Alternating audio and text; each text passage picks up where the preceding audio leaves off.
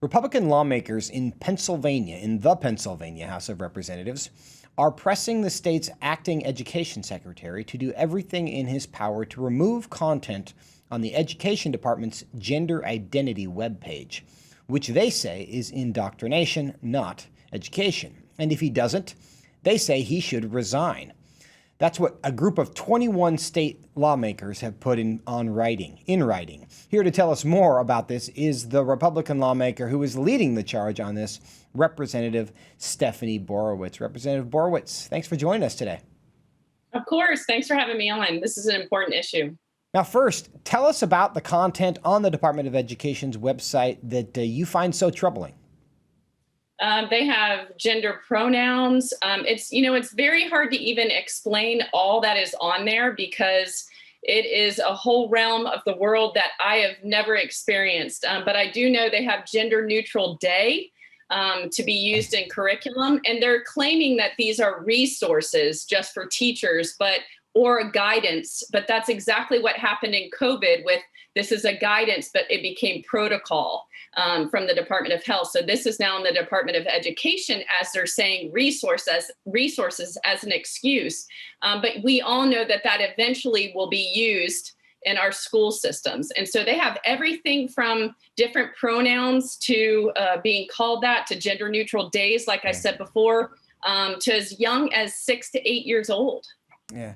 You know, it is, for those who are uninitiated, may not understand how these things work in the legislative process, where the first time they bring in some people and some experts and they talk about how great this thing would be, and then they run a study or a test, and then they just kind of pilot the project. And then what do you know? 24 months later, everybody comes back. The same experts talk about how wonderful it is. And pretty soon it's a mandate. So these things do move that direction very quickly, which is why it's appropriate to be alarmed at the beginning. But do you have any sense of how these got there, how long it's been on the website, who took the initiative to put this on the Department of Education's website? I am not sure on that. There's a dispute of how long it's been there, but it was brought to our attention through other news sources and things that were going on that it was put on there. And I think that they added a certain sect about the gender neutral pronouns and all of those things that they added. And so once it was brought to my attention, I knew we had to do something along with all the other state representatives. I know Representative Lewis said, "What can we do?" And I said, well, we need to call for his resignation. Yeah. Or remove it or resign, because this, to me, is child abuse. It's indoctrination on our children. And so it cannot be in our Department of Education. To give people more detail about what you're referring to, you referred to the Gender Neutral Day Lesson Guide for classrooms, grades 3 through 12. And that guide specifically calls for students to pick 2 or 3 ways that they will reject gender stereotypes on Gender Neutral Day. And it also asks the teachers to make specific commitments to challenge gender norms in the classroom. And why they would try to do this is interesting. Do you have any reason to think that this is happening? Have you heard reports from classrooms who are actually hosting gender neutral days? It's funny you say that. It wasn't a gender neutral day, but my friend in Jefferson County, which is very conservative in Pennsylvania, just had to attend a school board meeting because they were allowing safe space stickers on doors of teachers that it's a safe space for a trans student or a safe space for LGBTQ. But he brought up a great question. Can we have safe spaces for prayer then? Because that's not allowed. And so they were able to actually be involved in that school board meeting and to have those removed and not be on those doors of teachers and then other teachers that were then getting bashed that they didn't have this support of LGBTQ. So things like that are going on. I can't speak specifically to say that there's a gender neutral day, but we see this happening. I think in Pennsylvania, because I'm going to try to do a press conference on this in September at the Capitol.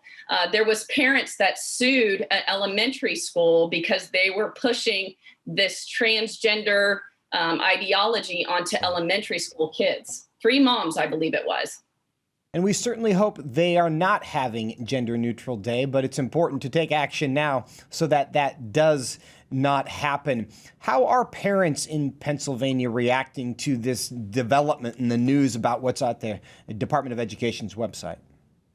I hate to say we're not shocked anymore with what's going on in this nation, but they're shocked, they're appalled. They tell me to keep fighting. I've had a lot of teachers contact me that say, we do not want to teach this in our classrooms. And so that's overwhelming. I'm hearing from all of them and saying, we do not want to do this. We do not want to have to even bring this into the classroom. And so they're appalled and disgusted by it. You know, Representative, there was a debate in Pennsylvania earlier this year about House Bill 1332 that would require all government-run public schools to post their curriculum online where parents could easily review it.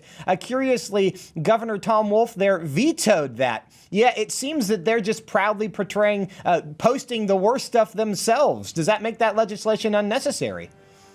Right. Yeah, that was my friend Andrew Lewis's, Representative Lewis's legislation, and Governor Wolf did veto that.